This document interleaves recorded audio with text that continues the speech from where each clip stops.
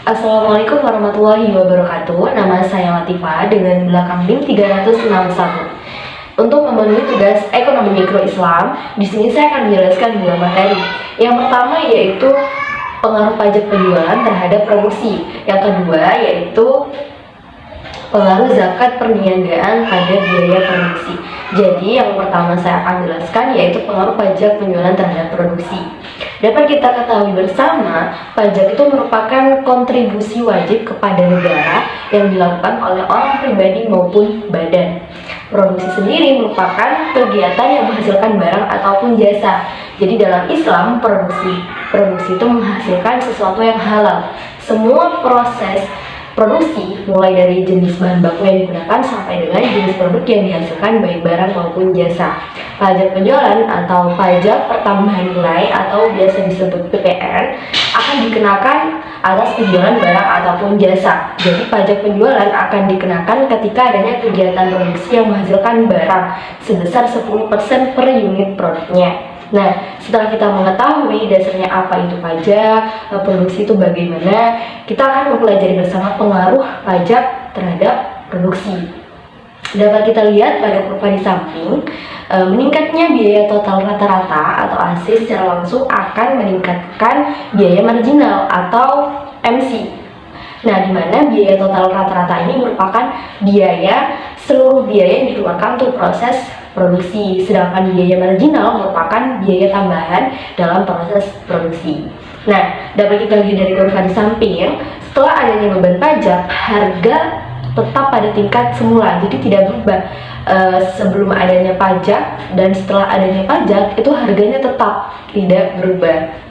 Nah, dari situ kita dapat ketahui bahwa peningkatan ini menurunkan keuntungan sebuah perusahaan. Nah, kita lihat lagi pada kurva di samping, di mana pajak ini mempengaruhi keuntungan sebuah perusahaan, menurunkan keuntungan sebuah perusahaan, di mana yang awalnya ada di laba 1 menjadi ada di laba 2, seperti itu. Namun, penurunan ini tergantung pengenaan pajak terhadap perusahaan masing-masing. Nah, jadi kesimpulannya, pengaruh pajak pertambahan nilai ini atau PPN yang pertama menurunkan keuntungan yang awalnya di laba 1 menjadi laba 2. Yang kedua, menurunkan keuntungan maksimal, di mana yang awalnya keuntungannya sudah maksimal nih. Namun setelah adanya beban pajak, maka keuntungan maksimalnya menjadi turun. Dan yang ketiga, yaitu mengecilnya tentang skala produksi. Nah, jadi itu pengaruh pajak penjualan terhadap produksi. Baik, selanjutnya yaitu materi yang kedua, yaitu pengaruh zakat perniagaan terhadap biaya produksi. Dalam Islam kita sudah diajarkan untuk berzakat, di mana zakat itu merupakan kadar harta yang dikeluarkan atau diberikan kepada yang berhak menerimanya dengan syarat tertentu.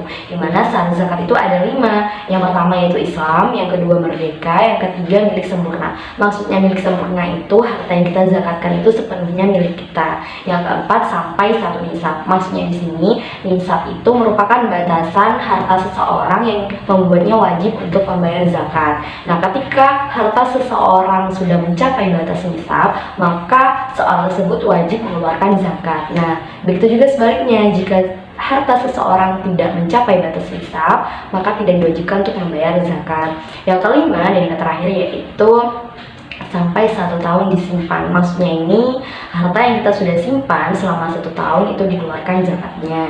Nah, ada hadis Rasulullah SAW tentang perniagaan, di mana beliau berkata, kain-kain yang disediakan untuk dijual wajib dikeluarkan zakatnya, riwayat Hakim. Nah, dapat kita ketahui dari situ bahwa kita sudah diajarkan untuk berzakat sejak zaman Nabi Muhammad SAW, Rasulullah kita.